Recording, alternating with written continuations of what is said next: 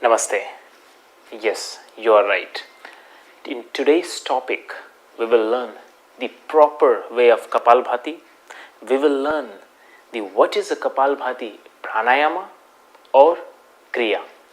We will also learn that beginner, intermediate and advanced, what will be the ratio of the breath, what will be the rhythm of the breath, and how much forcefully you should do and how much you should not do. This is more important. We will also learn in this video that how much time, which round you should do Kapalbhati Pranayama. Let's start.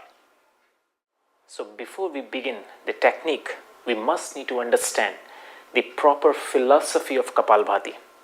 Understand here, Kapalbhati is a Kriya of Shatkarma. There are three types of Kapalbhati. The first one, Shitakram Kapalbhati. The second one, Vatakram Kapalbhati. And the third one is Vyutakram Kapalbhati. So the Vatakram Kapalbhati, Vata means Vayu, Vayu means wind, breath. So this is the Vatakram Kapalbhati which you use in Pranayama. It is a part of Kriya, but why it called Pranayama?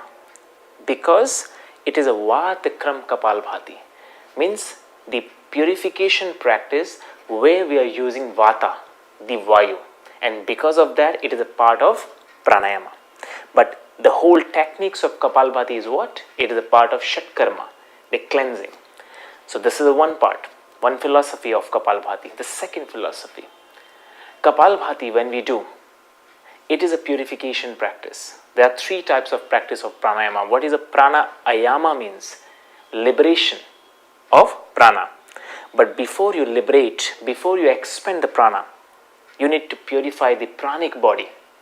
So there are three categories, three practices in Pranayama we should do. The first one is purification, the second one is channelizing, and the third one is harmonizing. So Kapalbhati is purification, the initial part of this Pranayama technique. And only when you use Vatakram Kapalbhati, which is with the breath, not any other Kapalbhati technique. There are more too, but you are using Vatakram Kapalbhati where you are using the breath. So this is a basic, another philosophy of Kapalbhati.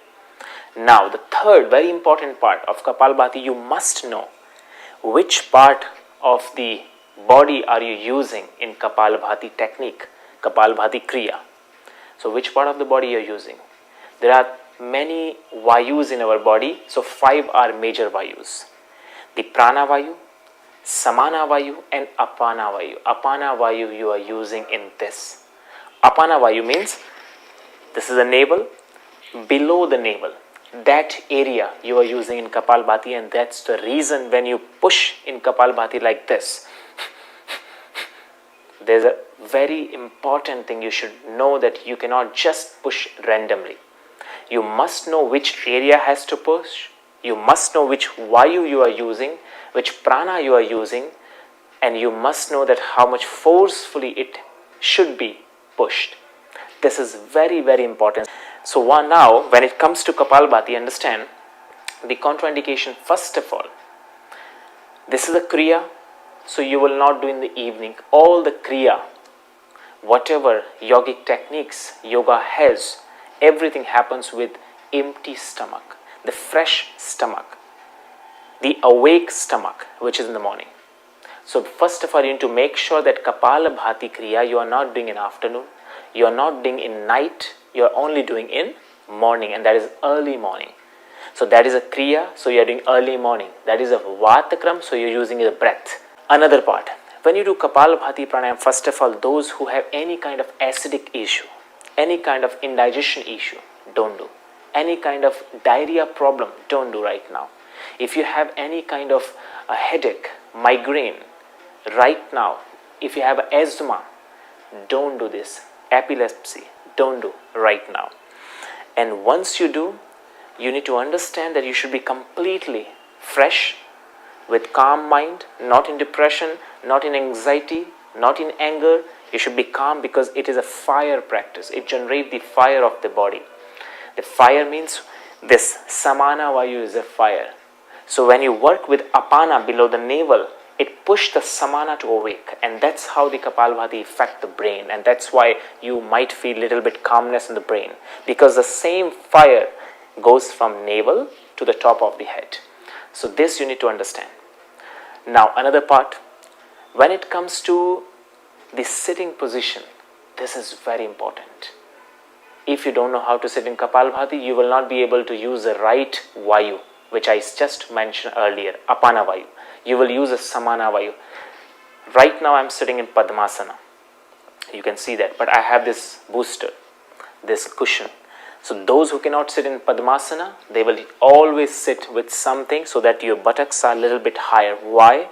Because if I will not sit in Padmasana, I will not sit in this cushion, my buttocks will roll down, my spine will roll, and then what will happen? My apana will be compressed. And that's the reason many of us do the mistake. We use Samana Vayu into Kapalbhati, which is apana, which is a purification Vayu. Apana is a purification Vayu. Kapalbhati is a purification practice. You should use the apana. I will recommend you, don't do Kapalbhati if you are not sitting with higher buttocks. Understand here. Kapalbhati is active exhalation. When you push like this, and that is you are pushing below the navel. So you are pushing below the navel forcefully inside.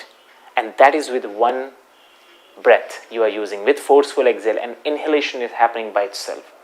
It's like a vacuum. You just push, air comes sucked automatically inside. So in Kapalbhati, air is sucked. You are not doing for this.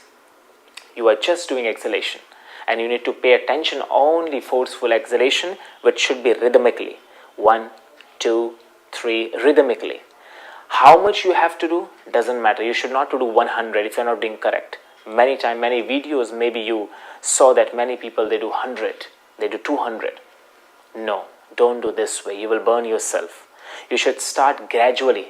Repetitions, rhythm, systematically. This is important. If you are a beginner, 2 second, 1 exhale. Understand, 2 second, 1 exhale if you are a beginner. So if I am doing Kapalbhati, it will be like this.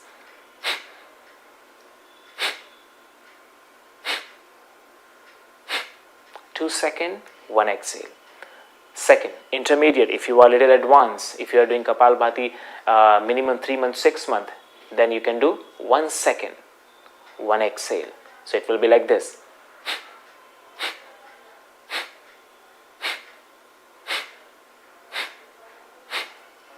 This is for intermediate people.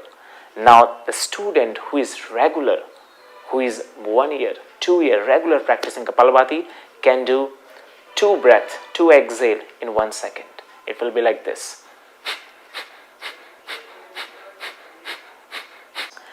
Now another part, when you exhale, give time to your body to inhale. Means you are not doing it, but you are not doing fast, that your belly is not even going inside. Most important is that your belly is sucked inside. This is power. This is how it should be. You should not do that much fast that your belly became hard. Your belly should be soft. It should not be. See my hands. Now my hand became very active. And now, so your belly muscle should be like this, very soft. And that's why I told you, beginner, intermediate, advanced, how they should do. How much you should do? Now you will do only beginner. When it's a beginner, 11 round you start. 1 breath in 2 seconds. So it will be like this.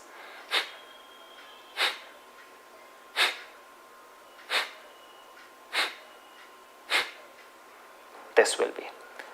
Did you see my body? I'm not changing. I'm not moving. And one more important thing, did you notice that? My nose, the flap of the nose, many people when they do Kapalbhati see the nose become very soft. Remember always one very secret technique to do nice Kapalbhati.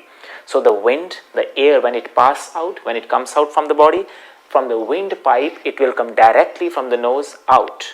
So always the nose should be very open. See my nose. I am just broadening the nose. It's like this. So my nose is more open, not natural. My nose is not resting now. My nose is active. And now I will do Kapalbhati Pranayama forcefully. It will be, and then if you do this way, you are not using any skin, any face muscle. You are just directly working with your lungs cleansing. You're working with your fire awakening. You're not disturbing the area here. So that all the fire goes directly from the center body to the brain, not to the face, not to the ears, not to the eyes, not to the nose. You will not feel any burning sensation any in this area. Directly it will reach to the head. And then it will become cleansing of the skull, which is called the cleaning skull pranayama, which is called shining skull pranayama. Kapal means skull, and this purification called bhati, shining. And that's how it will purify the mind. So if you have a thoughts, over thoughts, it is very beneficial in this. If you have any kind of problem with digestive system, metabolic problem, the food is not digesting properly, Kapalbhati is the best Kriya. If you want to do meditation, Kapalbhati is the best preparation for meditation because it cleans the thought, it gives you peace mind. If you're having some problem with insomnia, morning time do Kapalbhati every day, start doing this. Mind will become silence, and then it will help you in this part also. There are many benefits, huge benefit. Kapalbhati Pranayama improve the digestive system. Kapalbhati Pranayama improve the function of the fire, which is keeping you warm inside, which is giving you the life inside, because the prana expand in Kapalbhati. Apana Vayu becomes stronger, so all the excretory system Kriya becomes very easy. So all the stool, all the toxins goes out from the body very easily if you do Kapalbhati regular. Kapalbhati strengthens the lungs. So if you are feeling that lungs doesn't have that ability to hold the oxygen, Kapalbhati helps because it improves the oxygen, because you are forcefully exhaling, removing the carbon dioxide out. So it improves the function of the oxygen. Now let's try the technique. I will rest my hands here. So my chest is broad. I am sitting straight. I am opening my chest, but I am not pushing too much. Just I am sitting straight, resting my hands, relaxing my shoulder, opening my nose. Open like this. I will show you the first way. The first 5 rounds I will do beginner. Second 5 rounds I will do intermediate. Third 5 rounds I will do advanced one, just with closed eyes. So eyes are closed. First beginner one.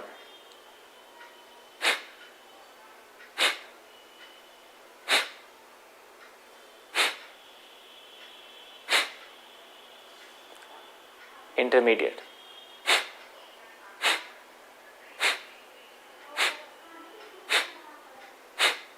Advance.